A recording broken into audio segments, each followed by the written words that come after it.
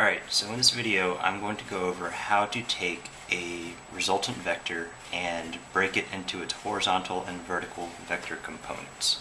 Alright, so the first thing I'm going to do is I'm just going to draw any random vector. Let's say I'm just going to make this vector, and let's say it's a force vector, and let's give it a magnitude of 50 newtons, and let's say it is going 60 degrees below the horizontal, right? And so remember, we want to break this thing into horizontal and vertical components. The first thing I'm going to do is I'm just simply going to draw out the horizontal and vertical components, right? So here's my vector again, and so remember when I do this, you have to start from the tail of the resultant vector and just kind of go from there. So what I'm going to do, I'm just going to draw my horizontal vector, and then connecting head to tail again, I'm going to draw my vertical vector, or vertical component. And so what I have here, you'll notice, is a right triangle, right? And remember, as we said, this resultant vector is going 60 degrees below the horizontal, so I can say that this is a 60-degree angle, right? And so from here, what you want to do, you want to find the magnitude of these two vectors, right? And by the way, because this component here is running horizontally, I'm going to call this one x, and I'm going to call this one y, right? And so what we want to do, we want to find the magnitudes of these x and y component vectors, right?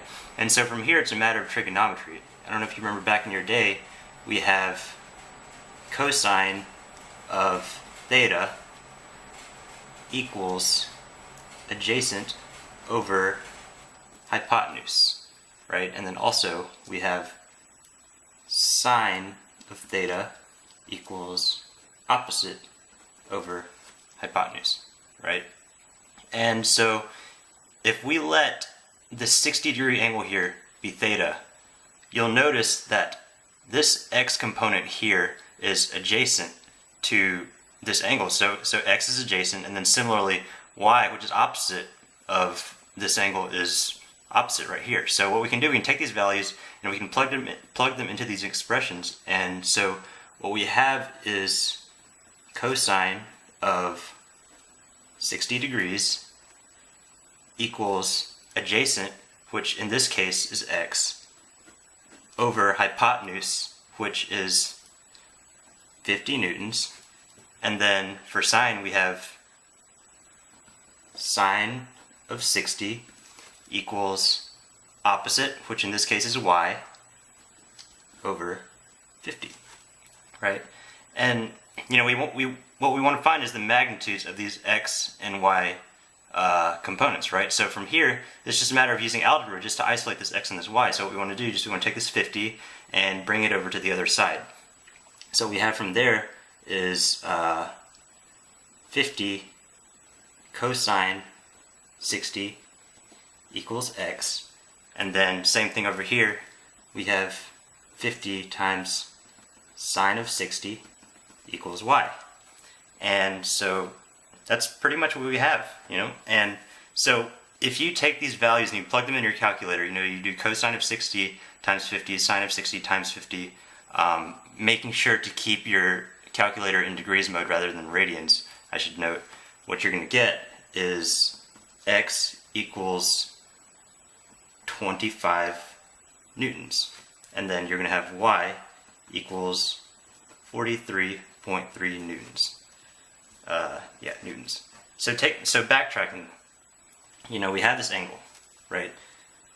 50 newtons, and so what we're saying this 50 newtons, this vector is composed of a 25 newton vector going horizontal to the right, and a 43.3 newton vector going down.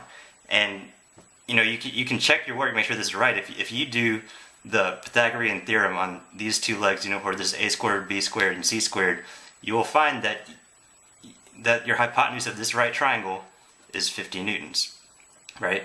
And so you want to use this procedure on. It works on just about pretty much anything. It works on anything.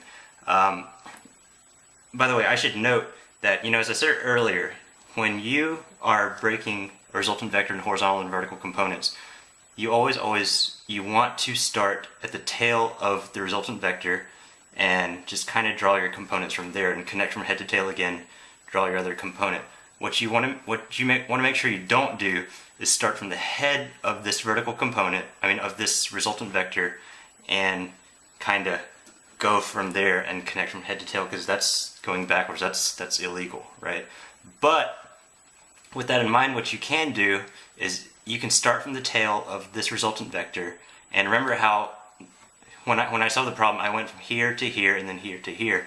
What you can also do, you can go down here and to the right here, because what you'll notice is the same vectors. And you know how we said this is 60 degrees just from geometry, this is also 60 degrees. So if you plug it in, you would get the same answer. So just keep that in mind. And yeah, that's pretty much it.